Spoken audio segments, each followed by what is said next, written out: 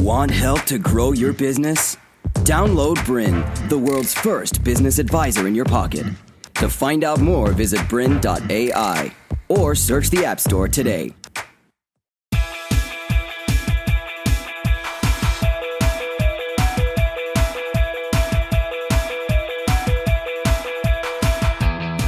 Welcome to Grow Your Business. Hi, I'm Catherine Molloy, and I'm your host for this session on body language for business success. I'm a keynote speaker and presenter and facilitator in leadership, sales, and service. And what we've found when we've worked with hundreds of clients and thousands of students is that the more we start to understand about ourselves, the better the connections are that we make. Have you ever felt you don't make that great first connection? You know, first time, every time, with a boss, a client. I've found that the more I started to study and understand body language, the better my communication skills were. And research shows us that 80% of how we communicate can be through our non-verbals, and that's our body language. We speak so loudly without even saying a word. So today, I'd love to show you 3 takeaway tools from this presentation. The first one is how to nail that first impression. You know, I run an international training company now, and in my first year, I signed face-to-face over $1 million in face-to-face contracts for training. So the first impression really does matter. The second thing I'd like to show you today is about self-leadership, because it really is the best leadership. And the third thing is that tiny small tweaks can make massive differences to our business. And today we're going to learn to implement a few of those with our body language so that we can create these big results. So 50% of business deals are done on the first handshake. That's the gut feelings that somebody has about you, or the way you make them feel about you. So why do we make our first impressions so quickly? And you know, they're made in just 7 seconds. Well, they say if we make a great first impression, it can lead to a job, an opportunity, or even a date. So I've made my first impression. Was it a good one? And if not, it could take up to 12 more positive opportunities to take away that first negative impression. So why do we make our first impression in just 7 seconds? Well, they say in the year 2000, we could hold a thought for 12 seconds. But now, in the year 2017, we're only holding a thought for 7 to 8 seconds. And scientists are saying, due to our smartphones, even a goldfish can hold a thought for longer. So, as the use of your smartphone has increased, do you feel that your concentration has decreased? Yes? No? Maybe? What was the question? So I'll say it again. Humans now have a shorter attention span than a goldfish, and that's why it's so important that we nail that first impression. So, I know you're on your phones today, which is so important, so stay on them. But when you're going into that meet and greet, turn it onto flight mode so it's not buzzing or vibrating in your pocket, because remember, it takes our focus away from our first impression. And today, I would love to share something really exciting with you, and it's the $1 Million Handshake. Now, we're going to do this live on BRiN TV for you today.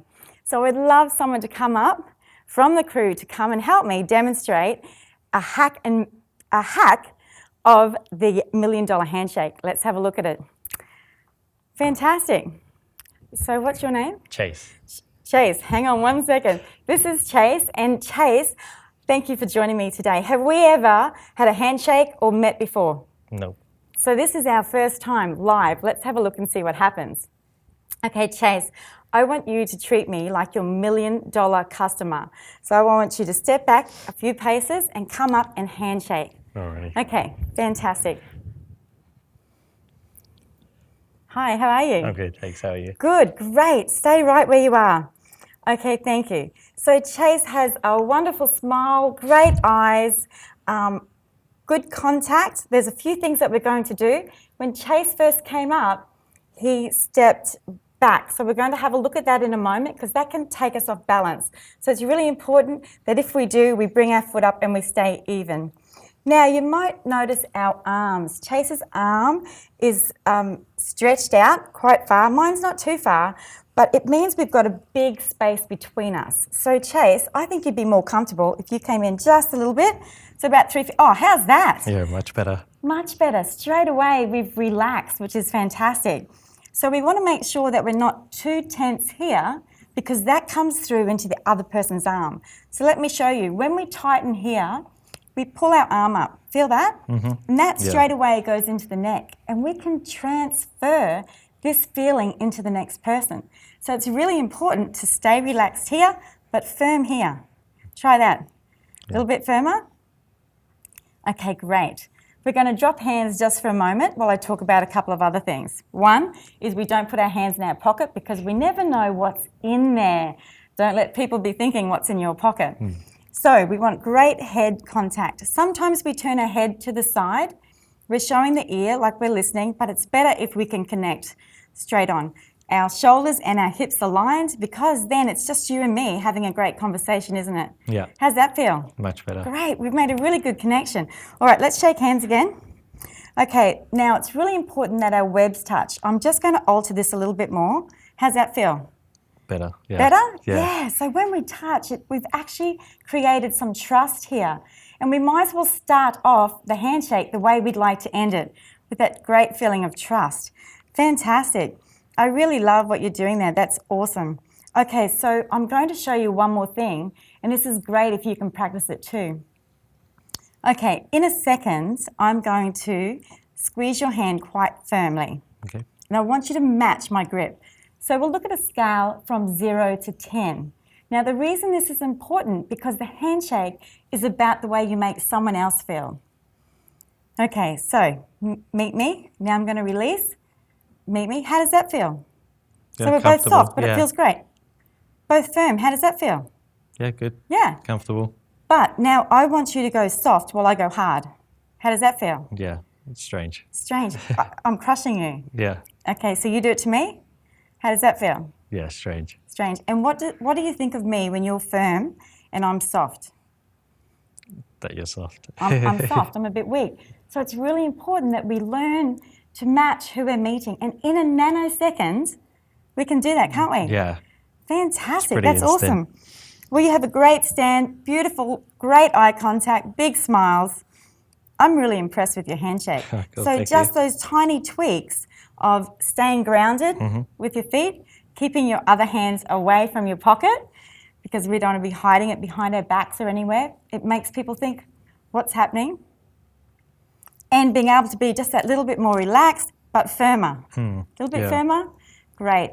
I would suggest that most of the time, if you do have a soft handshake today, just up it to about a 7 because it feels best when people can meet and greet you. Now, Chase, I'm not finished with you yet. Okay. So Chase is going to help me show you 3 other things. So in the 80s, they loved playing with handshakes and they labelled them. So I'm going to have a look at 3 today that are still being used. And the first one is the pumper. Now, Chase, I noticed you pumped just a little bit. So in some cultures, especially in the Western world, they love to pump. But what it shows is that I'm really enthusiastic or I'm really nervous or I have too much energy, right? How does it feel to your arm? Wobbly. Wobbly. Do you want to do that to me now? You know, I hate it because I feel like my arm's being pulled off. So don't be a pumper. 2 to 3 times is absolutely enough. Fantastic. Go home and practice that tonight and see how it feels because if you're a pumper, stop now. The next one I'd like to show you is the princess. Well, ladies, it's okay to be a princess, but not in handshakes. Let me show you. So if we come in and we put our hand here, even if we're playing with a handshake, a gentleman might grab it by the end, and then next minute you're having a very uncomfortable shake. How does that feel to you? Yeah, awkward. Awkward. So men, please, when women come in for a handshake, make sure that you take the hand all the way through to the webs, because we're in business. And there are women running amazing big companies around the world, as well as men. So let's do business on even terms. Fantastic. And last but not least, I'd love to talk about the power. Now, some of you will know the dominant shake, and some of you will be practicing it. Do you know the dominant handshake? No. Not Okay, I'm familiar going to with show it, you. It's when the other person's hand comes over top of yours. So this is a dominant handshake. How do you feel? Uneasy, yeah. A bit uneasy? Yeah. Okay. So there's a few things we can do. So Chase, I want you to give me a dominant handshake. Big, firm, dominant handshake. Okay, I'm going to put this down for a moment. So what I could do to diffuse the situation is wrestle with you, because that'd be fun, wouldn't it? Looks a bit silly, so we won't do that. Something else I could do would be to put my hand on top of yours. You can put yours on top of mine, and that looks really silly too, so don't do that. Okay, something else I could do to stop the dominant handshake would be to step in, because it naturally twists. But how does that feel? Yeah, confronting. Really awkward and confronting. Okay. And there's one other thing you could do, is you bring your hand in as the dominant. I could grab him like that. Once again, all wrong, don't do it. What you need to know is when somebody does want to be dominant, let them, because they've just given you the power. You now know how to influence and persuade them. They want to feel like they're very important. So don't play with your handshakes, but accept what someone gives you because you've just learned about them. What do you think about that? Yeah, that's, yeah. Pretty totally interesting? makes sense, yeah. Okay, cool. Well, thank you so much, No Chase, for worries. coming up and joining us live so that we're able to show everybody else how to hack a handshake. Thank you. Okay, so let's have a look at the 5 tips for influential handshakes. Now, the eye contact is very, very important. And John F. Kennedy, a former president from America, did a study on handshakes. And what they found out was the eye position was just as important as the hands. So make sure we make that great eye contact. The next thing we want to look at is the degree of firmness. Now, as we showed you, in a nanosecond, we can change and alter that degree of firmness. Okay, this is really important. When our webs touch, it means we've made a fantastic connection. And it's really important to do this. A lot of people, depending on our behaviour style, just grab off-centre to the web because they haven't met you yet and they don't really trust you. But I think let's start off our meet and greet the way we want to end the meet and greet. And that's with being confident and trusting each other.